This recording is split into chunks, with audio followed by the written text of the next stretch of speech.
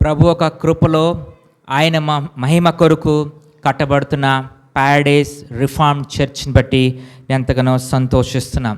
అందులో నన్ను ఉంచిన విధానాన్ని బట్టి మరింతగా సంతోషిస్తూ ఈ వాక్యాన్ని మీతో ఈ యొక్క ఆదివారంను పంచుకోవాలని ఇష్టపడుచుంటున్నాం. ఈరోజు ఈ వాక్యాన్ని చదువుకుందాం. ఇంతకుముందు కూడా అనేక సార్లు ఈ వాక్యాన్ని మనం చదివాము.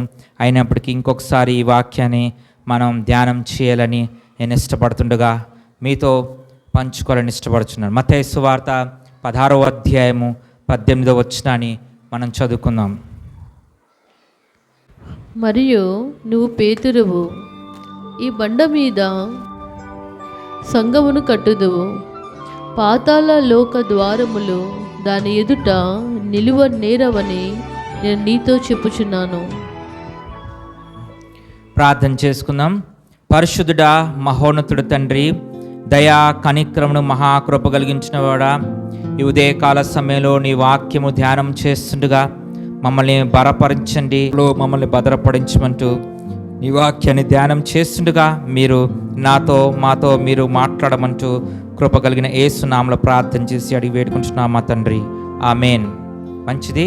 ఇక్కడ మత్తయి సువార్త 16వ అధ్యాయంలో 18వ వచనాన్ని మనం చూసుకుంటే, I will build my church, నేను నా సంఘాన్ని కట్టుతాను అని ప్రభువైన క్రీస్తు మాట్లాడుతున్నట్టుగా మనం చూస్తుంటున్నాం. అయితే సంఘంని కట్టడం అనే విషయాన్ని మనం అనేక సార్లు మనం విన్నాము. అయితే సంఘంని ప్రభు క్రీస్తు కట్టుతున్నాడు అనే విషయాన్ని చూసినప్పుడు ఆయన బండ మీద I tell you Peter, and on this rock I will build my church. On this rock, ఈ బండ మీద అంటున్నప్పుడు ఆ క్రీస్తు అనే బండ మీద అంటే కట్టించబడుతుంది క్రీస్తు మీద, కట్టబడుతుంది క్రీస్తు, కట్టించిన వాడు కూడా క్రీస్తే. కట్టబడుతుంది క్రీస్తు, కట్టించిన వాడు క్రీస్తు. దేని మీద కట్టబడుతుందంటే క్రీస్తు మీద కట్టబడుతుంది అనే విషయాన్ని చూస్తాం. ఈ విషయం ఎంతో మనకి బలపరుస్తుంది అనే విషయాన్ని చూస్తున్నాం. ఇందులో ఈ కట్టబడుతుంది అన్న విషయం, సంఘమును కట్టబడుతుందంటే ఆ సంఘము క్రీస్తు ఒక శరీరం అయి ఉంటుంది. శరీరంలో అవయవాలుగా నీవు నేను ఉంటున్నాము. మనం ఆయన బిడ్డలుగా ఉంటున్నప్పుడు మన బాధ్యతగా ఎట్లా మనం ఉంటున్నాము అనే విషయాన్ని మనం చూడాలి. రెండోది, క్రీస్తు తన సంఘం పట్ల ఎంత ఆసక్తి కలిగి ఉన్నాడు, ఎంత ప్యాషనేట్ అయి ఉంటున్నాడు, ఎంత ఆసక్తి కలిగి ఉన్నాడు, ఎంత అపారమైన ప్రేమ చూపించాడు అనే విషయాన్ని చూడాల్సిన అవసరత ఉన్నది. ఆయన ఏం మాట్లాడుతుంటే, నా రక్తముతోను నా సంఘాన్ని నేను కట్టాననే విషయాన్ని ఆయన చెప్తున్నట్టు చూస్తుంటున్నాము అనేక సార్లు. అందుకే అపోస్తుల కార్యాల్లో మనం చూస్తుంటే అక్కడ పౌలుతో ఆయన ఏం మాట్లాడుతుంటాడంటే, పౌలు సంఘాన్ని శోధించినప్పుడు, సంఘాన్ని అక్కడ ఇబ్బంది పడుతున్నప్పుడు అక్కడ ఒక విషయం అపోస్తుల కార్యాలు 9వ అధ్యాయం 4వ వచనంలో సౌలా సౌలా అని మాట్లాడుతూ, నన్ను ఎందుకు నేను ఇబ్బంది పెడుతున్నావు? చూడండి, అపోస్తుల కార్యాలు 9వ అధ్యాయము 4వ వచనాన్ని మనం చూద్దాం. అక్కడ అప్పుడు అతడు నేల మీద పడి, సౌలా సౌలా నీవేలా నన్ను హింసించుచున్నావు, సౌలా సౌలా నీవు ఏలా నన్ను హింసించుతున్నావు తనతో ఒక స్వరము పలుకుట వినెను. ప్రభువా, నీవెవడవని అడగగా ఆయన, నేను నీవు హింసించుచున్న యేసును. అయితే పౌలు యేసు ప్రభువుని హింసించలేదు, పౌలు యేసు ప్రభు వారిని ఏమీ చేయలేదు. కానీ పౌలు సంఘాన్ని హింసించినట్టుగా, సంఘంలో ఉన్న బిడ్డల్ని బయటికి ఈడుస్తూ తీసుకొచ్చి వాళ్ళని చంపడమును చేస్తున్నట్టుగా చూస్తుంటున్నాము. అట్టి సమయంలో అపోస్తులైన అక్కడ పౌలుతోను అపోస్తుల కార్యాల్లో 9వ అధ్యాయం 4వ వచనంలో మనం చూసినట్టుగా ఆయన మాట్లాడటమును మనం చూసాం. అయితే యేసు ప్రభు వారు సంఘముతోను తను ఐడెంటిఫై చేస్తున్నట్టుగా, తను సంఘముతో అంటే సంఘాన్ని ముట్టినప్పుడు తనను ముట్టినట్టుగా, సంఘాన్ని ముట్టినప్పుడు తనను ముట్టినట్టుగా ఆయన తీసుకున్నట్టుగా విషయాన్ని మనం చూస్తుంటున్నాం. కాబట్టి సంఘాన్ని అంతగా ఆయన ప్రేమించాడు అనే విషయాన్ని మనం చూస్తుంటున్నాం. సంఘాన్ని అంతగా ఆయన ప్రేమించినట్టుగా ఆయన చూస్తుంటున్నాం. కాబట్టి ఈ యొక్క సంఘముని ఆయనే తన కొరకు కట్టుతున్నాడు. క్రీస్తు తన బండ మీద కడతన్నాడు, ఆయన సంఘమును కట్టబడుతుందనే విషయాన్ని చూడాలి.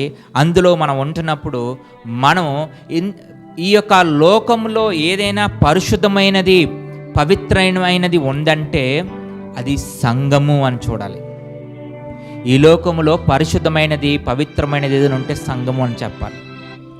బాగా గమనించండి, మళ్ళా చెప్తున్నా, ఈ లోకంలో ఏదైనా పరిశుద్ధమైనది, పవిత్రమైనది సంఘము అని చెప్తున్నాను. అట్లానే ఈ లోకంలో గందరగోళమైనది ఏదైనా ఉందా అంటే అది ఇక్కడ సంఘమే.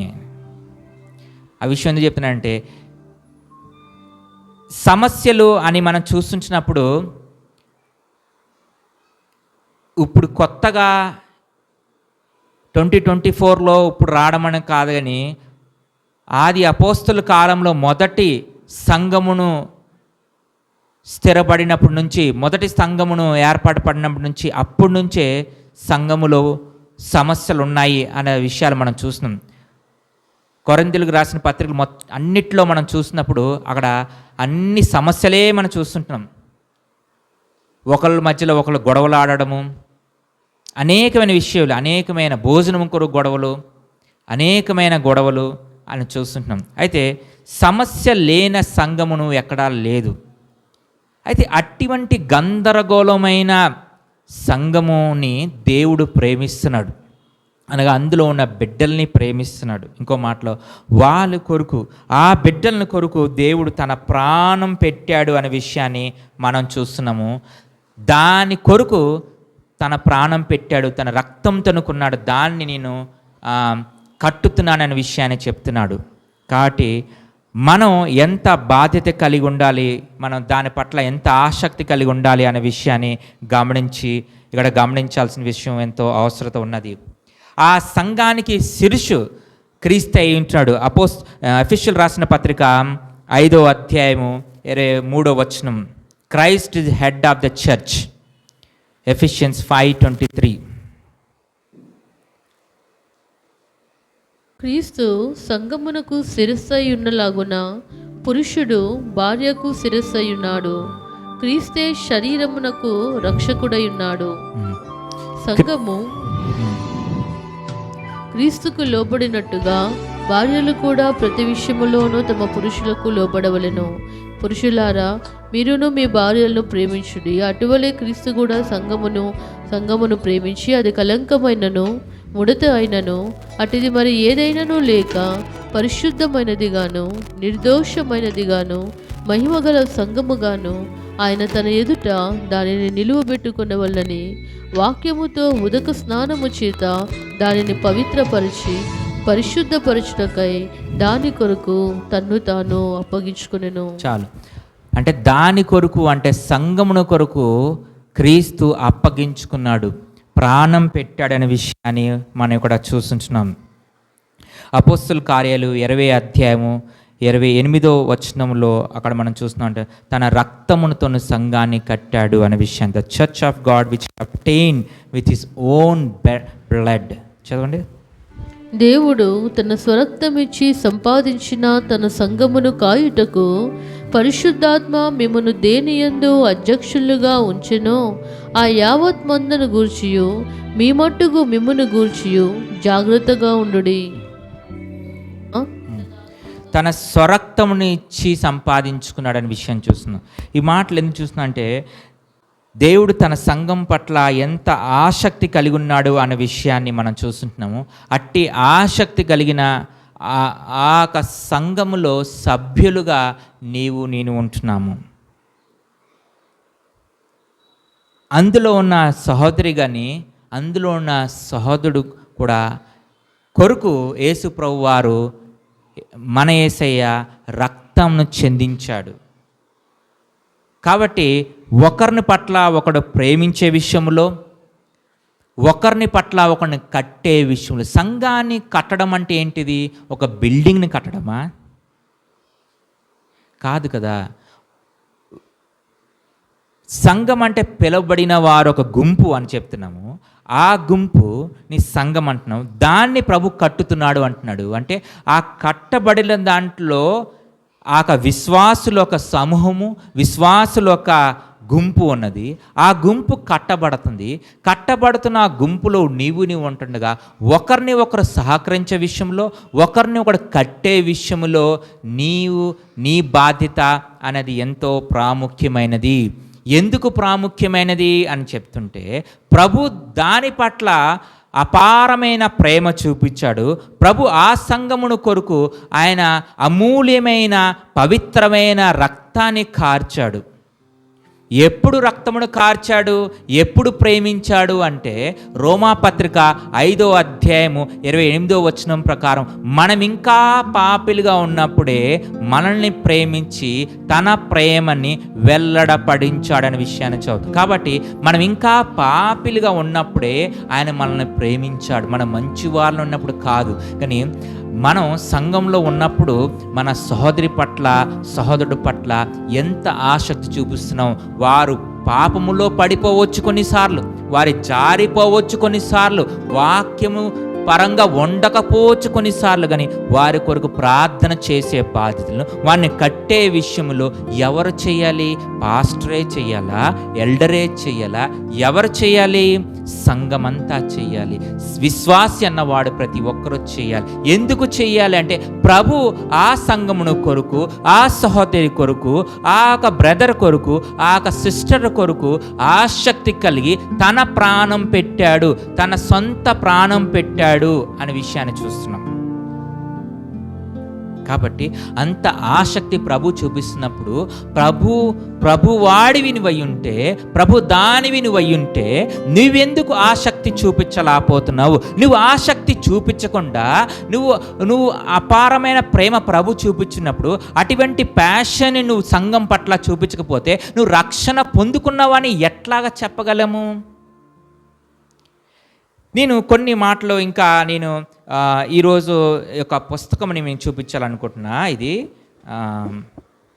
ఇక్కడ చూస్తే ఈ యొక్క 10 qualities of healthy church members అనేది స్టీఫెన్ డేవిడ్ గారు అని ఎక్లీసియా చర్చ్ పాస్టర్ గారు, ఇది హైదరాబాద్, వీళ్ళు చక్కని పుస్తకము రాశారు. ఇది చదవండి. మనం సంఘంగా ఇవందరూ కలిసి చదవటానికి కూడా బాగుంటుంది. ఇందులో ఒక పాయింట్ నేను ఇంగ్లీష్లో చదివి ఇది మీకు తెలుగులో చెప్పటకు ప్రయత్నం చేస్తాను. ఇందులో ఫస్ట్ చాప్టర్లో 27th పేజ్ నెంబర్ 27లో ఒక విషయాన్ని, since Christ is the head of church we face a choice, we either willingly submit to his headship by actively participating as responsible members or resist his lordship by living irresponsibly within his church. It is good to self-examine and ask, what is my heart's condition in Christ toward his church? Following the reflection, make decision that honors Christ by committing to his church. అంటే ఇక్కడ ఏమంటున్నాడంటే, క్రీస్తు సంఘానికి శిరసయించినప్పుడు we face a choice. 2 చాయిస్లు మనకున్నాయి. ఏంటంటే మనకి మనం ప్రభు యొక్క headship కొరకు, అంటే సంఘములో మనల్ని మనం చెప్పుకుంటూ, అంటే సబ్మిట్ చేసుకుంటూ, లోబడుతూ, సంఘం ఒక పరిధిలో సంఘంకు లోబడుతూ, సంఘంలో చేయాల్సిన బాధ్యతలు, నీకు అప్పచెప్పిన బాధ్యతలు ఏదైతే ఉన్నాయో సంఘంలో అది నువ్వు చేస్తావా? లేకపోతే దాన్ని రెసిస్ట్ చేయడం, అంటే దాన్ని నువ్వు చెయ్యకుండా ఉండకపోవచ్చు. సంఘములోనే దానికి చేయకుండా, నీ బాధ్యతలు చేయకుండా ఉండకపోవచ్చు. కొన్నిసార్లు సంఘము నుంచే వెళ్ళిపోవచ్చు కూడా, ఏదైనా చేయవచ్చు. కాబట్టి అలాగా నువ్వు చేస్తున్నప్పుడు ఒక్కసారి it is good to self examine, ask. ఒక్కసారి నిన్ను పరిశీలించి పరీక్షించుకో. నువ్వు ఒకసారి పరీక్షించుకో, examine. What is my heart's condition in Christ toward his church. ఆయన సంఘమును కొరకు నాకు మనస్సు ఒక పరిస్థితి ఎట్లా ఉన్నది అని నువ్వు పరీక్షించుకో అనే విషయం. ఇంకోటి, ఇదంతా మనం పుస్తకంలో ఒక పాయింట్ మాత్రం చెప్పాను. నీకు ఇక్కడ చెప్తున్నప్పుడు చెప్తున్నారంటేనా, ఈ సంఘం అంతట్లో ఎక్కడ సంఘం చూసినా మెస్సీ అంటే గల్లిబిల్లి లేకపోతే గందరగోళం ఉంటుంది. ప్రతి సంఘంలో కూడా గొడవలు ఉండడము ఏదో ఒకటి ఉంటుంది. అది ఆది అపోస్తల కార్యము నుంచి కూడా ఉంటుంది. సో దాన్ని ఎట్లాగా మనం సరి చేసుకోవాలి, దాన్ని ఎట్లాగా కట్టాలి అనే విషయంలో ప్రభువునే సంఘముని కడుతున్నాడు అనే విషయాన్ని చూస్తున్నాం. ఆ కట్టే క్రమంలో మనం పాత్రలుగా ఉన్నప్పుడు మన బాధ్యతలుగా మనం చేయాల్సిన అవసరత ఉన్నది అని లేఖనాలు చెప్తున్నాయి.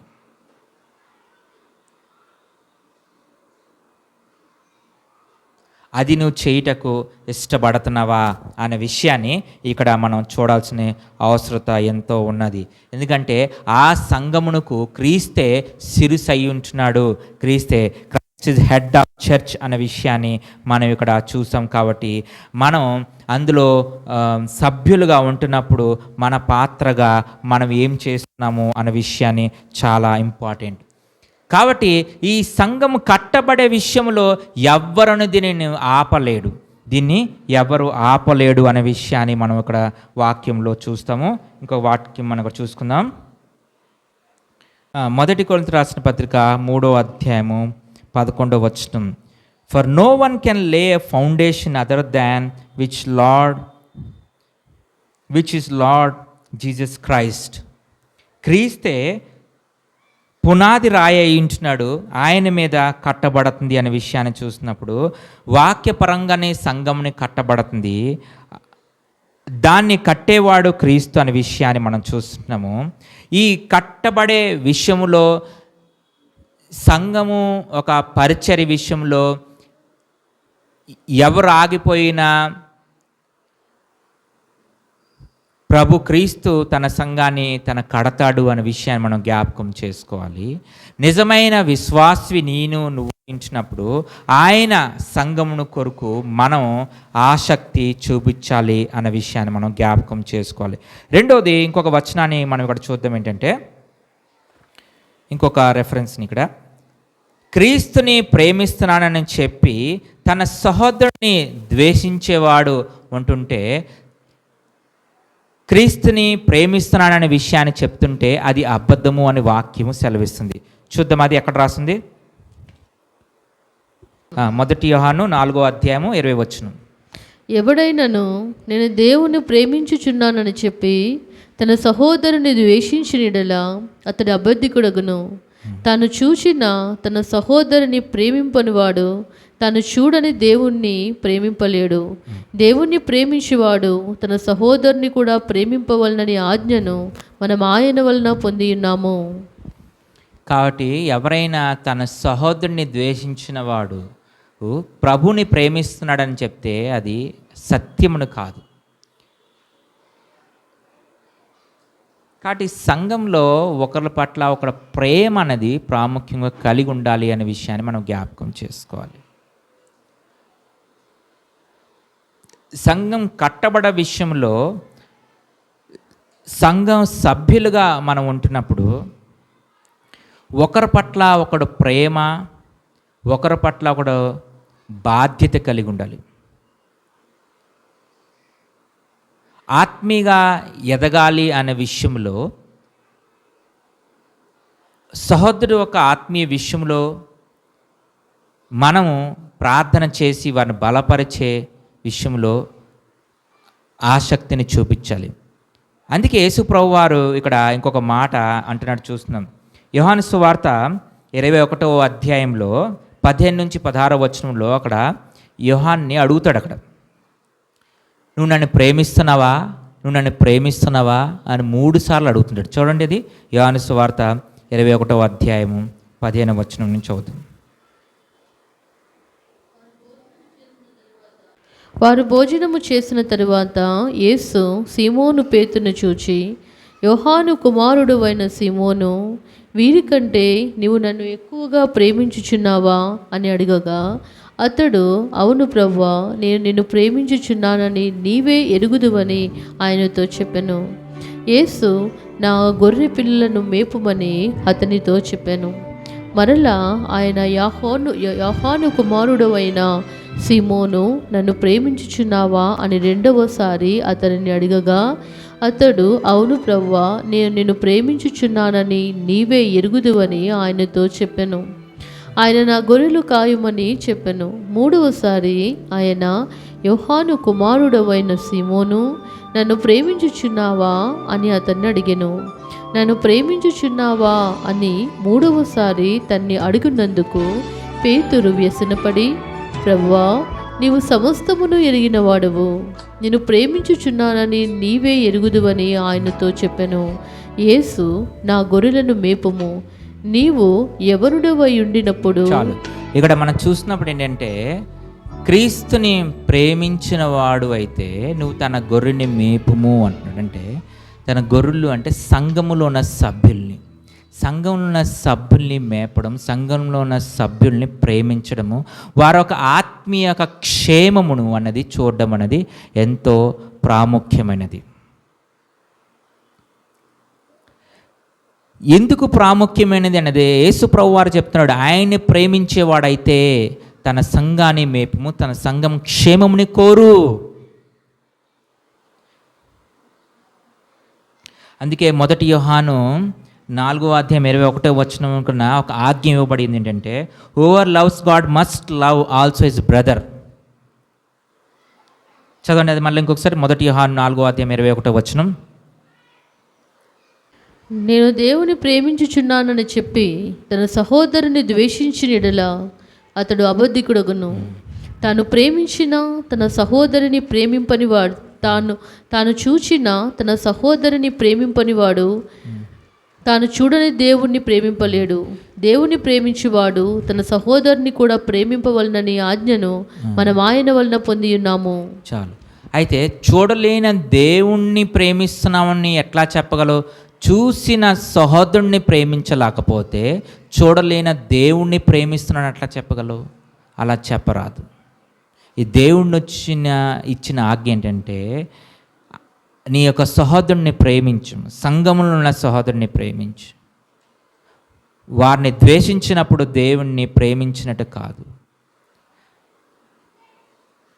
ప్రభుకి తన సంఘం పట్ల ఆసక్తి, అపారమైన ప్రేమ కలిగినాడు. ఆయన కట్టుతున్నాడు, ఆయన సంఘాన్ని కట్టుతున్నాడు అనే విషయాన్ని మనం కూడా చూస్తుంటున్నాం.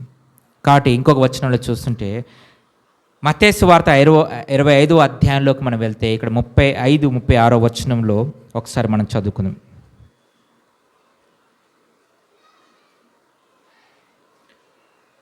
మత్తయి సువార్త 25వ అధ్యాయము 35-36 వచనాలు చదువుకుందాం.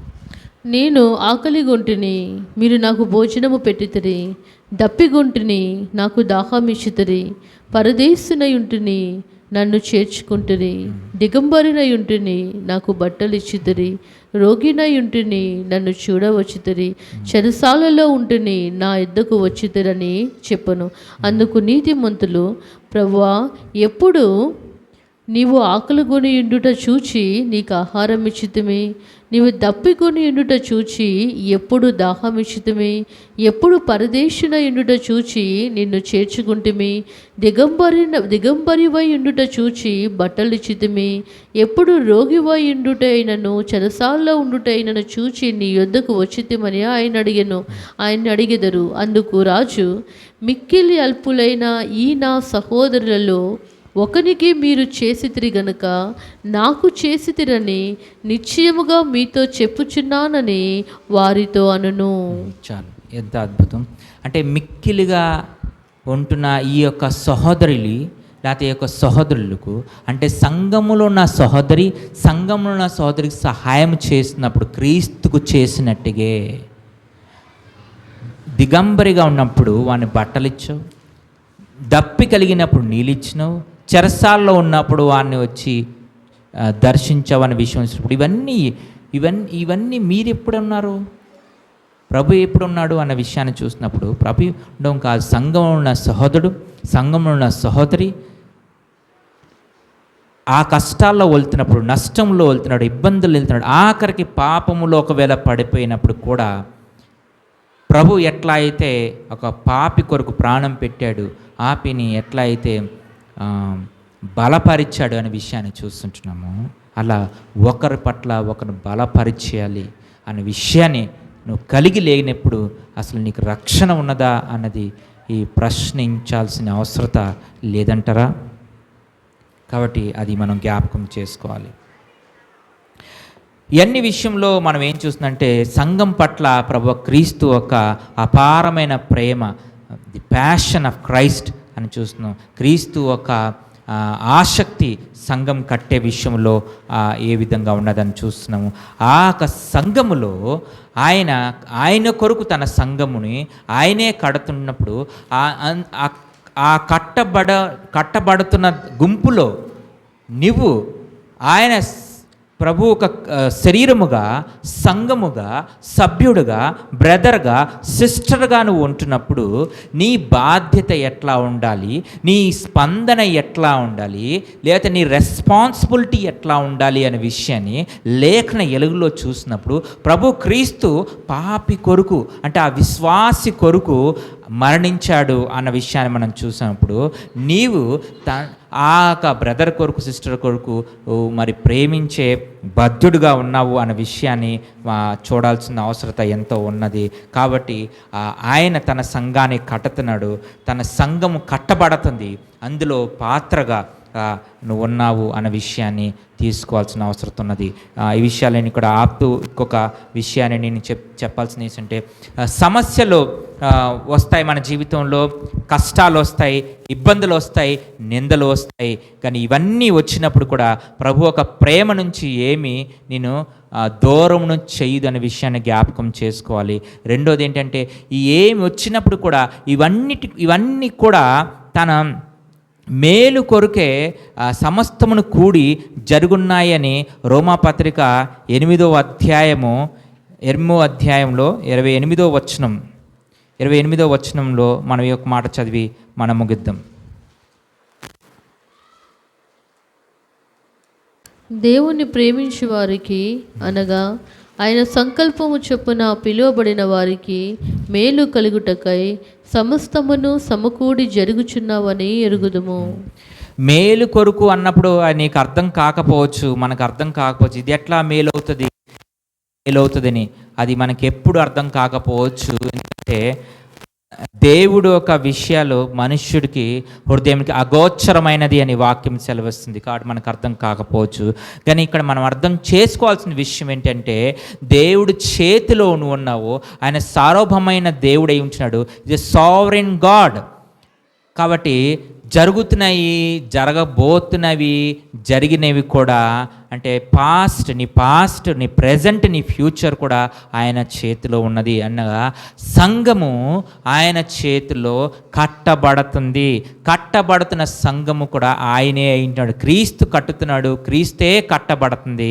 కట్టబడుతున్న బండకన క్రీస్తే ఉన్నాడు అనే విషయాన్ని మన లేఖనాల్లో చూసాము. కాబట్టి అంత అద్భుతమైన, పరిశుద్ధమైన, పవిత్రమైన కార్యములో నేను ఉంటుండగా ఎంతగానో సంతోషించాలి, ఎంతగానో బాధ్యత తీసుకుండాలి, ఎంతగానో ఆసక్తి చూపించి ఆ సంఘం పట్ల, ఆ సహోదరుల పట్ల ఆసక్తి చూపించి మన పాత్రగా, మన బాధ్యతగా మనం క్రీస్తు వాక్యానుసారంగా నడుచుకుంటూ దేవుడి దృష్టికి మన మాటలు, మన నడవిడిక అంగీకారంగా ఉంటూ ఆయన చేతిలో కట్టబడుతున్న విషయంలోని ఒకరికొకరు సహాయపడుతూ, ఒకరి పట్ల ఒకరు ప్రేమ చూపిస్తూ, ఒకరిని ఒకరు హెచ్చరిస్తూ, ఒకరిని ఒకరిని బలపరుస్తూ, ఒకరిని ఒకరిని ప్రేమ విషయంలో, సత్కారమి విషయంలో పురికొరుపుతూ ముందుకి కొనసాగుతుండాలి. ఎందుకంటే ప్రభు రాకడ చాలా దగ్గర ఉన్నది. కాబట్టి ఆయన కొరకు సిద్ధపడే సంఘమునుగా, ఆయన మహిమ కొరకు, ఆయన కృపలో, for his glory, by his grace and for his glory, by his grace and for his glory, Paradise Reformed Church గా మనం కట్టబడాలి. ఈ మాటలు చెప్తూ నేను ముగిస్తున్నా. దేవుడు మనల్ని సహాయం చేయనుగాక. దేవుడు మనల్ని ప్రేమిస్తున్నాడు. దేవుడి చేతులు మనం కట్టబడాలి. ఆయన కొరకు ఆ కట్టబడే విషయములో మన చేతైన సహాయమును, మన రెస్పాన్సిబిలిటీగా మనం చేయుటకు ఆసక్తిని మనం చూపించాలి. దేవుడు మనల్ని సహాయం చేయనుగాక. ఆమేన్.